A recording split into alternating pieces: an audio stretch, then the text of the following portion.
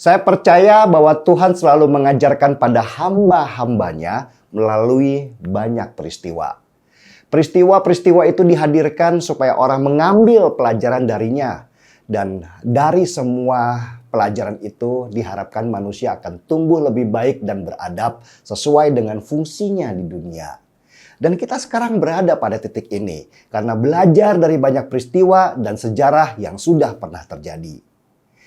Salah satu peristiwa yang harus kita pelajari dengan benar adalah peristiwa yang banyak terjadi di negara Arab sana, terutama pasca kejadian Arab Springs yang sudah merontokkan banyak negara.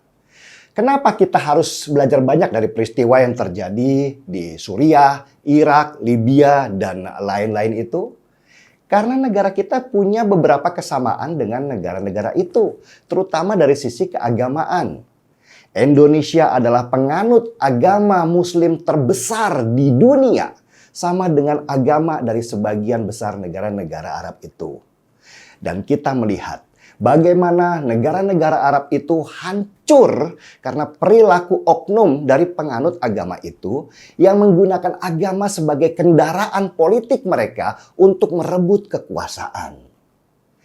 Pola awal yang terjadi pada peristiwa Arab Springs itu mirip sekali dengan pola yang terjadi di Indonesia sekarang. Bangkitnya ormas-ormas keagamaan yang radikal, bangkitnya gerakan-gerakan yang mengatasnamakan agama di atas peraturan negara, dan provokasi-provokasi dengan membawa nama Tuhan demi sebuah tujuan. Indonesia bisa jadi berantakan seperti banyak negara Arab itu karena pimpinan politik mereka menggunakan isu agama itu sebagai kuda tunggangan mereka, sama dengan sebagian dari pimpinan politik di negeri kita. Perhatikan saja, ketika Densus 88 menjalankan tugasnya dalam mencegah terorisme dengan menangkapi banyak pelaku yang radikal, Densus malah diserang dengan istilah Islamfobia karena yang ditangkapi Densus banyak yang beragama Islam. Aneh memang, ya wajar aja lah yang ditangkapi banyak yang beragama Islam. Wong kita ini negara dengan mayoritas umat yang beragama Islam. Coba di Myanmar misalnya, di mana mayoritas penganut beragama Buddha. Tentu mereka yang radikal banyak yang beragama Buddha. Atau di India lah misalnya. Bahkan pembunuh Mahatma Gandhi yang beragama Hindu itu justru juga orang Hindu sendiri. Bukan Islam, bukan Kristen, dan bukan Buddha. Tetapi framing ini terus berjalan untuk memojokkan agenda pemerintah dalam mencegah radikalisme di negeri ini. Memang ada yang sengaja menunggangi agama para politikus busuk itu untuk kepentingan suara mereka pribadi.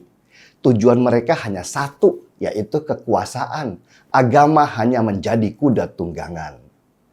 Sayangnya, banyak orang yang tidak paham. Mereka lebih memilih menjadi kerbau yang dicucuk hidungnya karena berpikir dan menggunakan logika itu dilarang buat mereka. Dan kita melihat, pada setiap pemilu, baik di nasional maupun di daerah, para politikus selalu bergandengan tangan dengan kelompok garis keras itu hanya untuk mendapatkan suara mereka. Para politikus itu membungkus kelakuan mereka yang korup dan lemah dengan agama.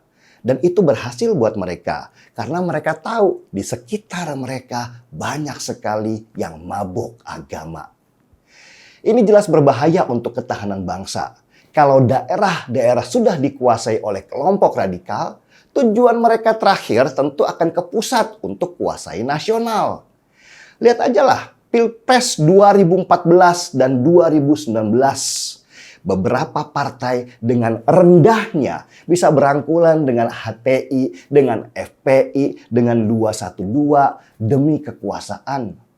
Bahkan sekelas Prabowo Subianto yang dikenal sangat nasionalis bisa merendahkan dirinya untuk duduk bersama Rizik Syihab dengan pentolan-pentolan garis keras itu demi mendapat suara.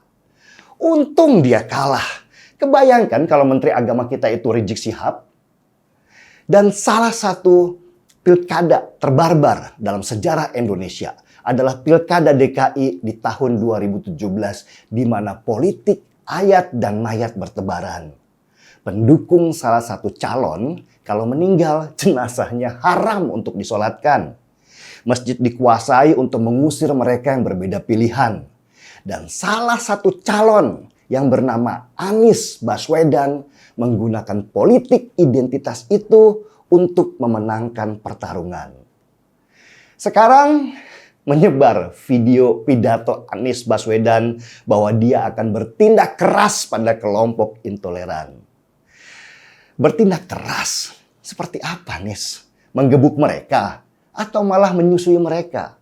Setahu saya, sejak Anies memimpin Jakarta, sudah ratusan miliar rupiah dia keluarkan dan disalurkan untuk banyak ormas yang dulu mendukung dia. Anies menjadi bapak asuh kelompok intoleran itu karena dia menikmati kekuasaan berkat mereka juga. Dan sekarang mau bertindak tegas, mimpi dululah kawan. Percayalah, sekarang banyak sekali yang mau cuci tangan. Sejak Jokowi menghajar kelompok intoleran itu dengan membubarkan HTI, FPI, dan masyarakat banyak yang mendukung langkah presiden, mendadak para politikus-politikus ingin memanfaatkan situasi itu seolah-olah mereka tidak mendukung kelompok intoleran.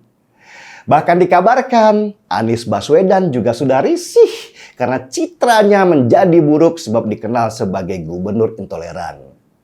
Tapi mau gimana, jejak digitalnya bertaburan di media sosial.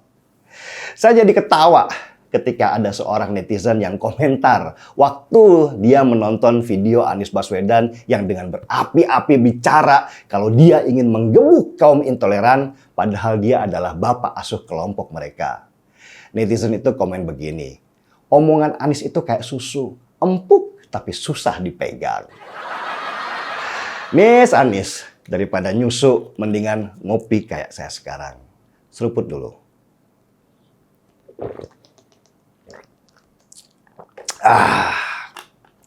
Markipi, mari kita ngopi. Saya Denny Siregar, kita di acara Timeline.